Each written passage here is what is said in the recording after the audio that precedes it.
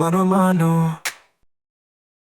No son solo niños y niñas inteligentes, dicen son mentes brillantes con corazones intensos. Hablamos de altas capacidades, una condición que puede acarrear otro tipo de problemas desde edades muy tempranas. Ansiedad, depresión o falta de autoestima es algo bastante común en estos menores. Hoy aportamos las herramientas necesarias para no perder ese gran potencial. Lo hacemos de la mano de Kaizen. Bienvenidos. Mano a mano. No son solo niños y niñas inteligentes, hablamos de altas capacidades. Hay veces que te encuentras un niño que entiende perfectamente la guerra de Ucrania y sin embargo ellos emocionalmente lloran, no la saben gestionar y por qué hay niños que mueren y por qué hay niños que pasan hambre, etcétera, etcétera. Entonces esa ansiedad, esa frustración que pasan tan intensa hay que saber llevarla y eso no es fácil porque muchas veces solo nos dedicamos a qué listo es el niño o la niña y no qué necesidades emocionales tienen. Menores que pueden llegar a un nivel cognitivo muy alto con una edad emocional inferior a su edad. Son mentes brillantes con corazones intensos. Sufren frustración, sufren ansiedad, trastornos de la conducta alimentaria, autolesiones, o sea, eso es llevado al momento en que ellos se sienten no comprendidos y no atendidos. El objetivo de Kaizen, la Asociación de Altas Capacidades, es ofrecer herramientas y atender esta semana en unas jornadas celebradas en el Centro Ágora que se ha quedado pequeño. Han participado especialistas en pedagogía, psicología o docencia. El docente tiene que verlo, o sea, tiene que sospechar por la forma de aprender, aprende más rápido, hacen preguntas que no son normales para su edad o pillan berrinches por cosas que no son normales tampoco para su edad. Entonces, si un docente está medio formado, puede ver esas cosas o puede sospechar. En Albacete hay ya 188 familias con apoyos de altas capacidades, medio centenar más solo en el último año. Para conocer mejor y atender adecuadamente a estas altas capacidades, hoy nos sentamos mano a mano con Kaizen. Bienvenidos. Mano a mano. Bien, pues ya lo han visto, hoy hablamos de altas capacidades. Vamos a tratar un poco de dar luz sobre el tema, sobre todo que se conozca también en qué consiste, cómo son estos menores, cómo debemos actuar, por si hay alguien en casa también que se crea estar en esta situación. Y les voy a presentar rápidamente a Silvia Fernández, que es la presidenta de Kaizen, que es la Asociación de Altas Capacidades. Bienvenida, buenas noches. Buenas noches. Viene acompañada de Verónica Soler, porque es psicóloga, vicepresidenta de Kaizen y orientadora, así que la parte técnica y profesional la cubrimos. Bienvenida, buenas noches. Buenas noches. Bueno, pues lo que decíamos, es un tema a veces desconocido, que eso no conlleva que no exista y sobre todo que no haya muchas familias que tengan esta situación en casa. Sí que me gustaría un poco, bueno, pues dar un poco luz a todo esto. Cuando hablamos de altas capacidades, pues ¿a qué nos estamos refiriendo? Porque vosotras mismas, ¿no? Lo escuchábamos hace muy poquito y decía, es que no solo son niños listos y niñas listas o que tengan una inteligencia por encima de la media, no es solo eso, ¿no? Contarnos, No. a ver Bueno, quién empieza. Realmente son niños que tienen un potencial para trabajar y un potencial para sobresalir, ¿vale? Pero ese potencial hay que trabajarlo, hay que cultivarlo, porque si no se trabaja puede no desarrollarse. Y aparte ese potencial van acompañados una serie de características de personalidad que bueno, pues que son niños que a lo mejor sienten mucho más las cosas, comprenden las cosas de una manera diferente y bueno, pues más o menos no es una definición exacta de, porque bueno, hay varias, pero bueno, sobre todo es eso, es como una forma de ser y una forma de una inteligencia diferente. Porque Verónica, decimos también, no es una enfermedad, es una condición, o cómo lo podemos un poco también, porque a veces también denominar las cosas nos ayuda a comprenderlas, ¿no? Sí, no es un trastorno porque no está, vamos, no está recogido en el DSM-4, es como, o sea, perdón, en el DSM-5, es como algo que va con su personalidad, su forma de ser y algo que va con quienes son ellos.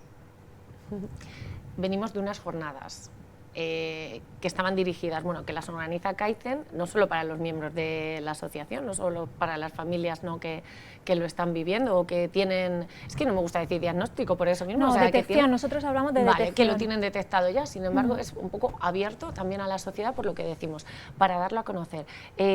Silvia, ¿qué tal? ¿Cómo se han dado estas jornadas? Un poco podemos decir objetivos cumplidos como asociación. Objetivos cumplidos. Tuvimos el viernes bastante buena acogida por parte de las familias, porque el viernes era una escuela de familias dirigida a los socios y socias, y el sábado por la mañana estuvimos toda la mañana puertas abiertas, como tú bien has dicho, a socios, socias, a profesionales, a docentes, y la verdad es que tuvimos lleno el auditorio y la gente salió con buen sabor de boca. Los 3 ponentes que trajimos nos dejaron, bueno, muchas cosas que pensar y hablaron sobre emociones, sobre motivación, sobre cómo tratarlos en casa a nuestros hijos e hijas, en el cole, y la verdad es que cogimos tips e ideas para que nos facilite un poco la tarea diaria con nuestros hijos, que no es fácil a veces, para nosotros tampoco. Me gustaba mucho el lema sobre el que se sostenían estas jornadas, ¿no?, que era mentes brillantes, corazones intensos. Esto de corazones intensos a veces puede acarrear problemas que a priori, cuando nos dicen, bueno, pues estamos hablando ante un menor con altas capacidades, no nos imaginamos a lo mejor esa parte emocional, ¿no? ¿Cómo se sobrelleva esto? ¿Cómo empieza? La parte emocional es que son como una montaña rusa, o sea, igual están un día muy contentos porque han tenido un premio en clase por hacer un ejercicio bien, y otras veces al rato están hundidos porque se les ha roto el lápiz y no pueden hacer los deberes y es un drama. Entonces ahí hay se llama sincronía, a lo mejor lo puede explicar mejor Vero, que es esa diferencia entre la edad a lo mejor cognitiva, o sea, lo que pueden entender con la edad emocional, que la tienen más inmadura, más por debajo de su edad que tienen cronológica. Entonces, al final, ellos mismos, como ha dicho Vero antes, no se entienden a veces o se sienten diferentes. Entonces, a la hora de afrontar todas las cosas que nos van pasando en la vida, necesitan apoyo, porque las emociones, ya te digo, la frustración la viven intensamente, viven bueno, las alegrías, las penas, no sé, la autoexigencia que ellos tienen, que muchas veces esa capacidad que tienen tan buena de estudiar y de aprender rápido les hace frustrarse porque quieren hacerlo perfecto. Tienen muchas cualidades, por así decirlo, emocionales, que les hacen que necesiten saber gestionarlas para ser pues, personas que se sientan realizadas, claro. Yo sí que quiero también ir dando esos tips, ¿no?, a nivel generalista, pero también pues eso, para meternos en el tema y conocerlo desde dentro. Para una familia, ¿qué se detecta primero, Silvia? ¿La parte más emocional o qué es lo que antes llama la atención, o lo que decimos de, bueno, pues esa inteligencia a lo mejor, ¿no?, la capacidad de coger las cosas, o la parte emocional? ¿Qué puede destacar más para los papás y las mamás? A veces a la par, a veces ves que tu hijo como que es muy listo, ¿no? O sea, aprende las cosas muy rápido, habla cuando es muy pequeño, que dices, ¿cómo puede hablar y hablar con ese vocabulario tan rico cuando son tan pequeños, ¿no? Y eso te llama la atención, pero por una parte dices, es que soy su madre, entonces para las madres, los abuelos, nuestros hijos e hijas son los más listos, ¿no? Ya. Pero a la vez los ves que cogen unas barraqueras impresionantes, que no saben gestionar bien la frustración, que enseguida tienen un ataque de ira o una felicidad desbordante. Entonces, esa no gestión emocional quizá nos llama la atención, y en mi caso fue por lo que fuimos al psicólogo, ¿no? Y ahí fue cuando le hicieron las pruebas de inteligencia y sospecharon que era alta capacidad, ¿no? Pero hay veces que se manifiesta todo a la vez. Lo que pasa es que hay que saber verlo también. Yo no lo supe ver realmente. O sea, yo veía que mi hijo necesitaba la gestión emocional, trabajarla, por eso lo llevé al psicólogo, a la psicóloga, y bueno, ahí fue donde descubrieron, donde estudiaron más allá y vieron que podía haber una alta capacidad detrás. Le hicieron muchísimas pruebas, no solo es una prueba, Claro. las pruebas de altas capacidades, y ahí descubrieron que lo era. Entonces, bueno, pues lo hemos ido acompañando a lo largo de su vida, bueno, tocando teclas a ver cuál es la adecuada, y bueno, pues poco a poco. Es un aprendizaje, Sí. me imagino. No sé cómo, bueno, cómo llegan estos menores, por ejemplo, a una consulta de psicología. Es decir, sabemos, o comúnmente sabemos que existe un test, una prueba, ¿no? Que es como lo más común que se ha dado a conocer, pero cuando una familia llega, pues en la situación que nos describía ahora mismo Silvia también, pues cómo el profesional puede pensar que estamos ante, bueno, ante un caso así. A ver, pues generalmente es verdad que eso ha ido cambiando, porque ahora mismo hay más familias que ya conocen un poco el tema y directamente Claro. te pueden plantear, tenemos esta sospecha, ¿no? Pero hace unos años la gente llegaba a consulta, pues a lo mejor, como decía Silvia, ¿no? Por temas más emocionales, más de poca tolerancia a la frustración, ansiedad incluso algunas veces, mal comportamiento en el cole, ¿no? Entonces había ciertas cosas que a los padres les llamaban la atención y los niños llegaban a una consulta de psicología por ese tipo de temas. Claro, entonces eso también quiere decir que hay muchos niños que tienen pues a lo mejor un comportamiento que no nos da esas alertas que no estamos identificando, porque luego dentro de las altas capacidades son un grupo muy heterogéneo. No podemos decir que todos sean iguales y que todos tengan un mismo patrón, ¿no? Porque pues a lo mejor hay algunos que manejan la frustración fenomenal, que tienen un montón de amigos, que son líderes a nivel social, ¿no? Y sin embargo otros que les cuesta más, porque eso es un mundo muy heterogéneo, un colectivo muy diferentes unos de otros. En la asociación además es que los ves, que es que todos son muy diferentes. ¿A qué edad sería a lo mejor la edad idónea? Que sé que igual, justo me estás diciendo que son muy diferentes y yo te estoy pidiendo un patrón. No me refiero a eso, pero cuando dices, jolín, pues sería conveniente, que me imagino cuanto antes mejor, lógicamente, pero bueno, según cómo se desarrolla también un niño. A ver, es que va a depender mucho del niño o de la niña, porque hay algunos que a lo mejor tú puedes hacer perfectamente una detención con 4 añitos, pero hay otros que necesitas que tengan una madurez mayor y hay que esperar. ¿Vale? También depende del tipo de pruebas que se quieran pasar, porque hay pruebas que a lo mejor hasta los 6 años no se puede, pero también se puede hacer una detección antes. A partir de los 3 años hay pruebas de inteligencia que se pueden pasar, ¿no? Lo que pasa que luego pues cada familia tendrá que encontrar su momento, porque a veces conviene esperar un poco más que nada por eso, porque el niño o la niña tenga la madurez suficiente para poder estar presente en esa prueba, porque a veces cuando son muy pequeñitos ellos están en otras cosas y puede convertirse en una evaluación muy complicada que realmente no te está diciendo las capacidades reales de ese niño o de esa niña. Y hay otros que con 4 añitos las puedes hacer perfectamente, o hay otros que no pasa nada y se hacen a los 12 o a los 18, incluso de adultos. O sea que hay muchos momentos para hacer una evaluación y cada uno o cada familia tendrá que encontrar el suyo, cada persona el suyo. Sí que me gustaría riesgos, por decirlo también de alguna manera, de no detectar esas altas capacidades pues a lo largo del desarrollo, porque hablabais de ansiedad, de estrés, que son conceptos que desde luego no los asociamos a un menor. Claro. A ver, no hay una serie de trastornos o dificultades, sí, de trastornos que se asocian a las altas capacidades. No podemos decir, por tener altas capacidades va a tener esto, ¿no? Pero lo que sí que se ha visto es que cuando no se atiende, cuando el niño o la niña no tiene una atención pues a nivel educativo, a nivel familiar, cuando no se comprende, cuando nace sintiéndose el raro, el diferente, ahí sí que se pueden dar diferentes problemáticas que pueden hacer que pues eso, pues que se le complique un poco ese desarrollo. Entonces pues sí que algunas veces pues se pueden dar pues lo que decíamos antes, pues trastornos de ansiedad, depresión, trastornos de pues eso, a nivel de comportamiento en clase, frustración, baja motivación, bajo rendimiento a nivel académico, aburrimiento. Fíjate en qué clase. contradicción, ¿no? Cuando dices el bajo rendimiento en clase, a lo mejor es así, bueno, desde fuera dices, no lo asociamos a una alta capacidad.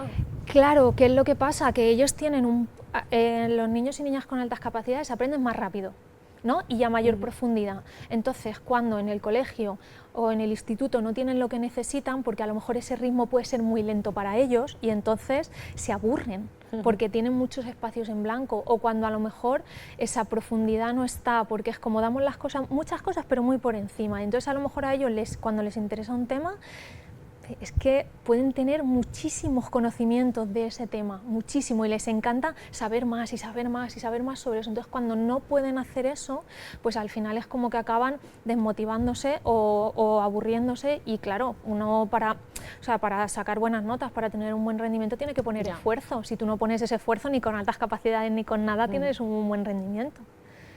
¿Qué tal, Silvia, con los docentes en clase?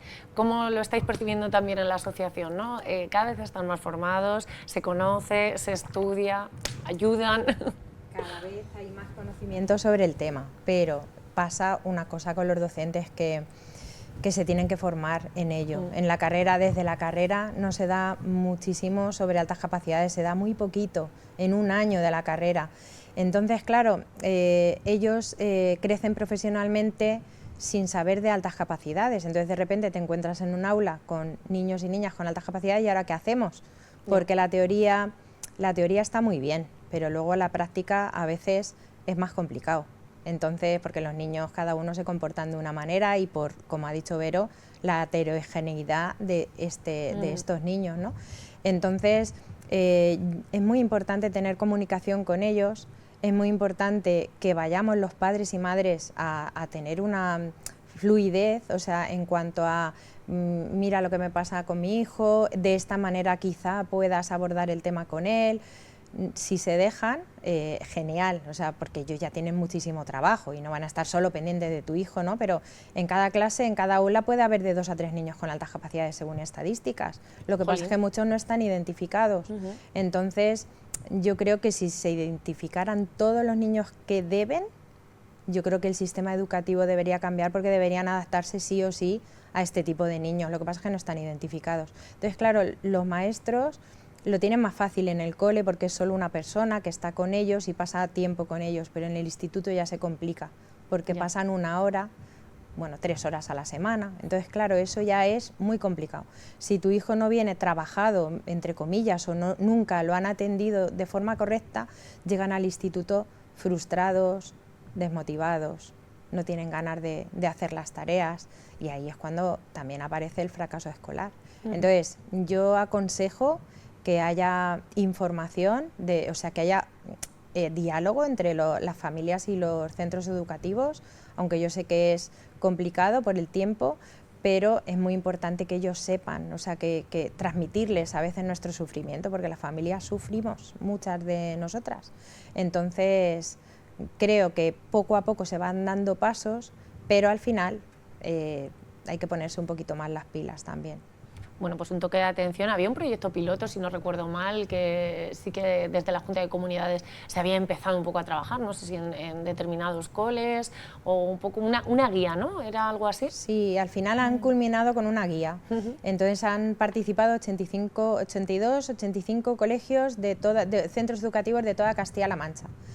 Entonces, bueno, pues han hecho evaluaciones a ciertos cursos, y han hecho una guía y han formado al profesorado, teóricamente hablando. El culmen es la guía, que la guía es bastante teórica y también pues da tips prácticos, pero claro, los docentes es lo que dicen, y ahora en las aulas, ¿qué hacemos? O sea, ¿qué hacemos con este alumno en concreto, con el otro?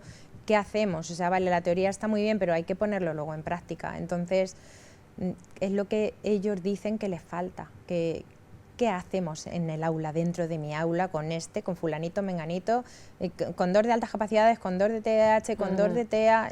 ¿Qué hacemos para abordar todo de la mejor manera posible? Hay veces que es muy complejo, entonces no es la responsabilidad al 100% de ellos, pero sí que es verdad que si ellos, las familias y los profesionales que estén con nuestros hijos, psicólogos, etcétera, nos ponemos en comunicación, quizá podamos abordar el tema de forma un poquito más fácil. ¿Cuál sería el ideal? Es decir, ¿qué necesidades añadidas necesitaría un alumno con altas capacidades en el aula? Pues ahí también tenemos una parte súper importante, es conocer a ese alumno o a esa alumna, porque como hemos dicho antes, ¿no? sí, claro, es que te puedes encontrar a lo mejor un niño o una niña que pues le guste mucho investigar o que le guste mucho preguntar, otro que a lo mejor sea más tímido, unos más curiosos, menos curiosos, pero a ver, más o menos la forma de responder en el aula tendría que ser una forma que se adaptara un poco a los intereses, a las cosas que le interesan, porque siempre que entramos por los intereses va a ser mucho más fácil, ¿no? Cosas que le interesan a ese niño o a esa niña, y luego ver que realmente el nivel de reto que él tenga en el aula sea el que necesita. A veces esto no es fácil cuando, como dice Silvia, tienes un montón, pero bueno, pues ahí estamos. Y luego también una cosa que a mí me parece súper importante es que los docentes tengan un vínculo con ese alumno, que se preocupen por él, que le pregunten que cómo está, qué cosas le gustan, si lo que están haciendo le está sirviendo, si hay veces que ellos mismos te pueden decir, yo es que lo que quiero hacer es esto, ¿no? Es que este tema ya me lo sé, ¿no? Entonces es súper importante escucharles. Y luego ya... Sí, ¿no? cuéntanos. Y que luego ya a lo mejor ir poniendo en marcha medidas a nivel educativo, tipo formas de trabajar. Pues en esta guía que comentaba Silvia hablan mucho del modelo SEN, que es un modelo de Rensuli, y que bueno, que se está poniendo en práctica en algunos sitios, o el trabajo por proyecto. Luego cada docente tiene que encontrar ahí su forma de trabajar y con la que se sienta cómodo y con la que pueda. Ya. Precisamente iba a decir eso, si tenéis ejemplos, es decir, experiencias de éxito en otros lugares, en otros colegios, en otros países, que digas, mira, pues si podemos coger este modo de trabajar o este tipo de técnicas, aplicarlas a los docentes, a los padres. Sí, a ver, es que formas de trabajar dentro de un aula hay muchas, entonces al final es con lo que el docente encuentre una forma de llegar a sus alumnos. Últimamente pues se está hablando bastante del diseño universal de aprendizaje, ¿no? Que consiste un poco en intentar que cada alumno tenga un aprendizaje más personalizado, ¿no? Lo que te decía, el modelo SEN, luego el aprendizaje cooperativo a veces también les puede ir bien si se utiliza bien.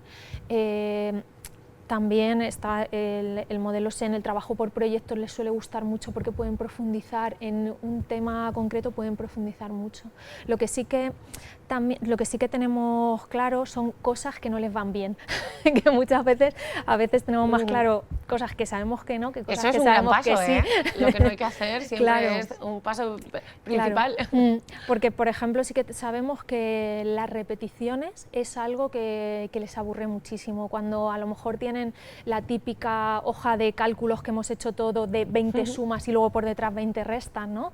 Pues eso para ellos les desmotiva mucho. Entonces a lo mejor es mejor para ellos decir, mira, si me haces 3 bien, no tienes que hacer más, porque ellos tienen facilidad para aprender, entonces, y aprenden rápido. Lo normal es que pillen fácilmente cuál es la dinámica de la suma, la dinámica de la resta, de la división, ¿no? Entonces, lo que queremos es que aprendan a hacer ese proceso.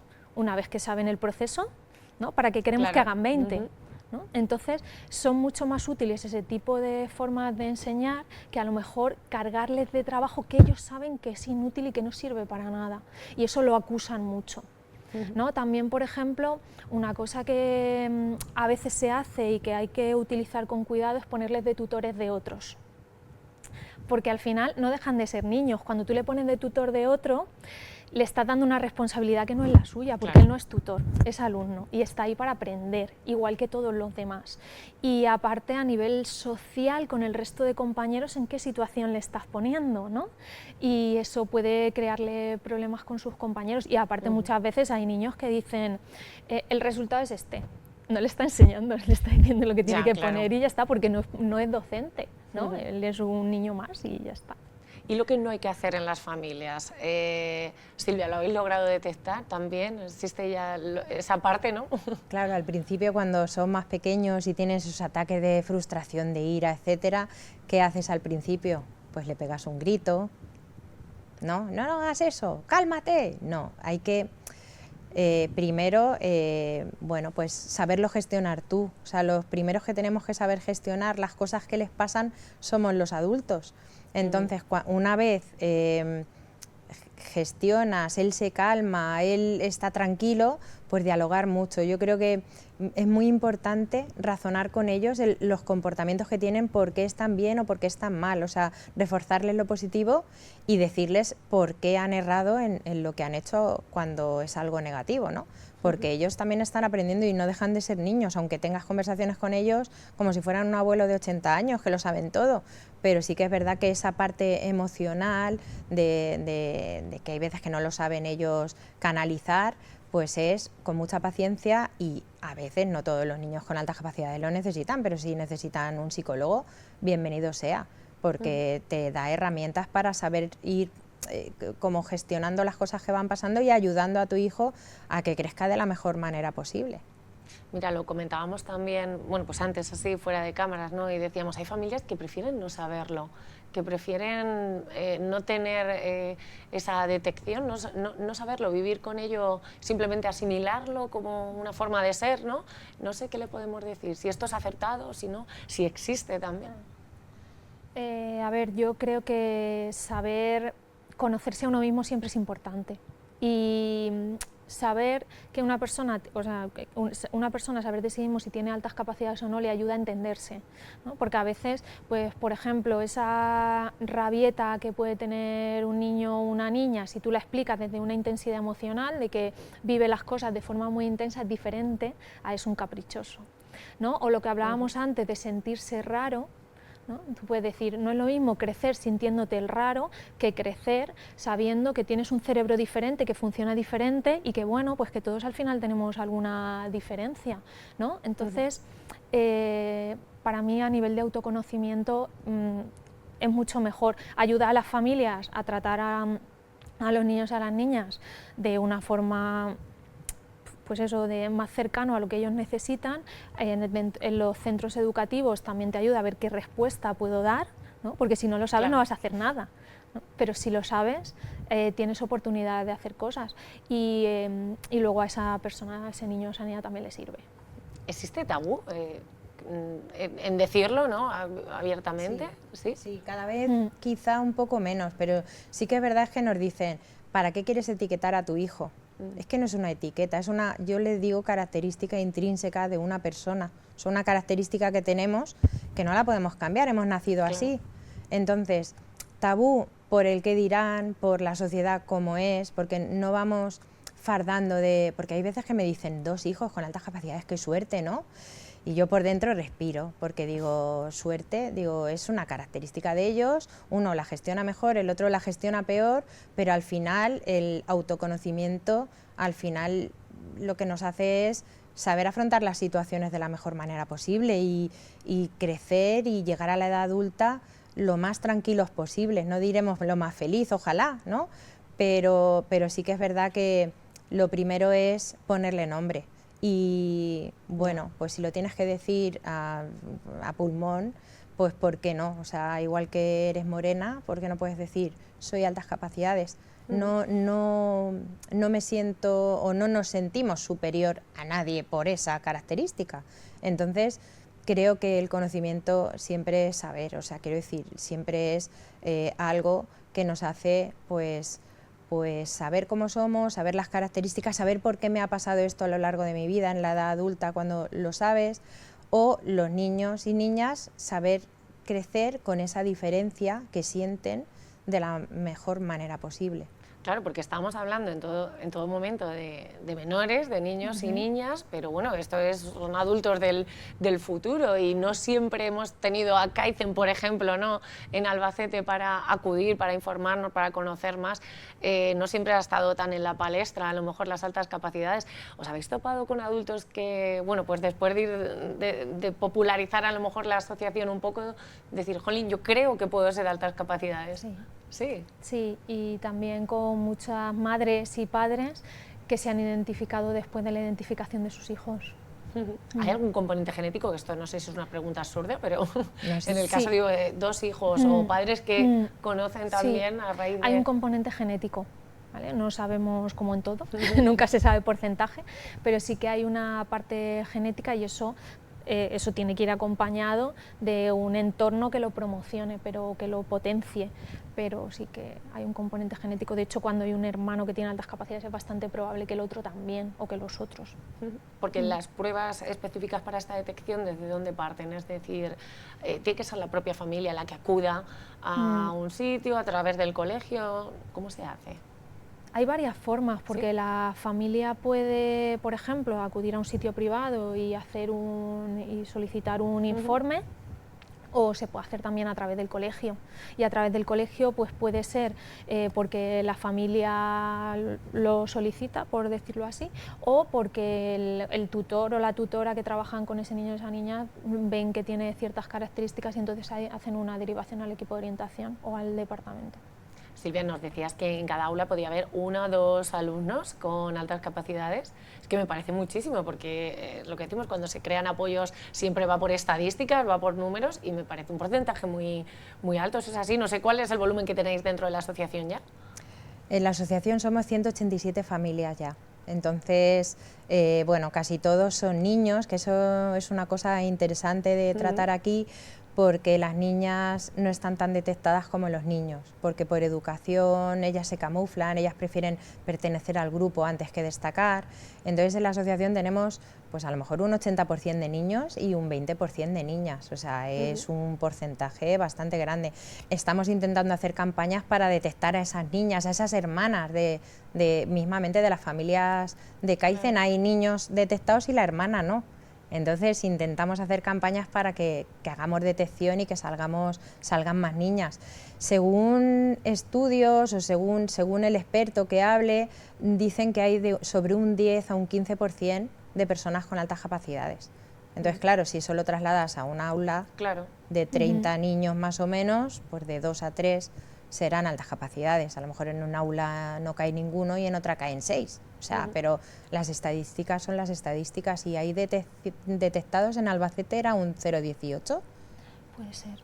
Por ahí, o un 0,20 y algo, 0,20 y algo por cien. Sí, o sea, sí, eso es es lo que poquísimo. Entonces, claro, por eso antes he dicho que si se detectasen a todos, a los que se camuflan, a los que no, a los que son folloneros, a los que no, todo eso, o sea, yo creo que haría cambiar el sistema educativo, porque habría tantos niños y niñas que necesitan retos en sus aulas, que necesitan aprender de otra manera, que quizá todo tendría que cambiar. Pero claro, eso es muy complicado. Y en el resto de la provincia, porque claro, en la capital el acceso a los servicios también es más fácil, o bueno, pues al final lo tenemos todo más cerca. Por ejemplo, tenemos la asociación, pero si no recuerdo mal, habíais abierto en Villarrobledo, me imagino que por el hecho de que hay familias, ¿no?, que necesitaban también asociarse.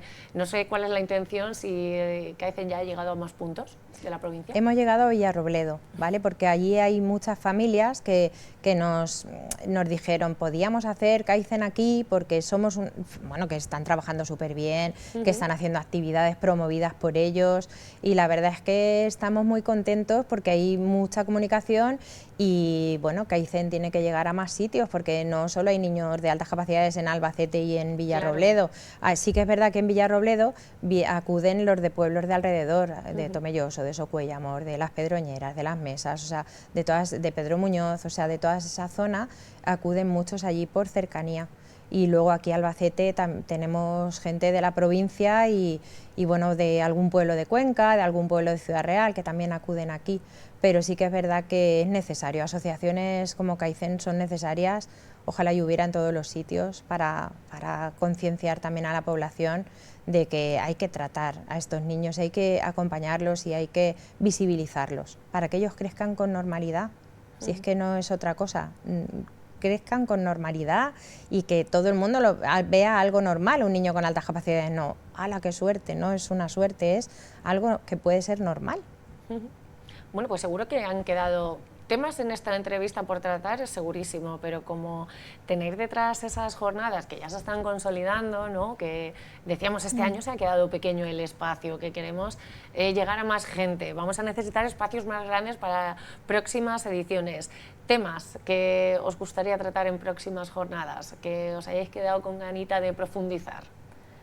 Bueno, pues la verdad es que el tema es bastante amplio, temas a profundizar, pues seguro que hay muchos. Podríamos profundizar sobre la respuesta a nivel educativo, podríamos profundizar sobre adultos, adolescentes con altas capacidades, que eso todavía no lo hemos tratado mucho.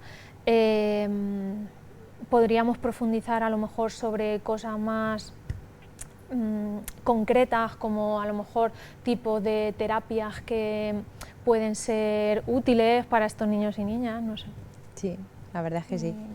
O sea que tenemos, O sea, que agenda tenemos hay campo. y para el próximo año mínimo crearemos otras jornadas en Sí. las que seguiremos andando en el tema. Yo, bueno, agradeceros a ambas por estar hoy aquí, por intentar también trasladar, ¿no? Lo que significa desde el punto de vista más personal, desde el profesional, así que eso siempre es de agradecer y sobre todo enhorabuena por el trabajo para que, bueno, pues que poquito a poco vayamos conociendo a esas niñas sobre todo que se esconden a lo mejor y que seguro que cambia muchas vidas también hablar de ello, así que muchas gracias. Muchísimas A gracias. ti, muchas gracias. Y ustedes pues ya lo saben, hoy hablábamos de altas capacidades, de una condición que en muchas casas han interiorizado y que sin embargo pues pueden conocer a muchas otras familias que están en la misma situación. Así que el viernes que viene yo les espero con un nuevo tema sobre la mesa, nuevos invitados, así que no me fallen ustedes. Buenas noches.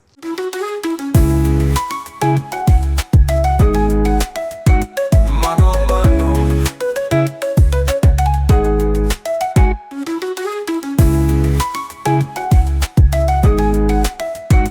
Mano a mano. Mano a mano.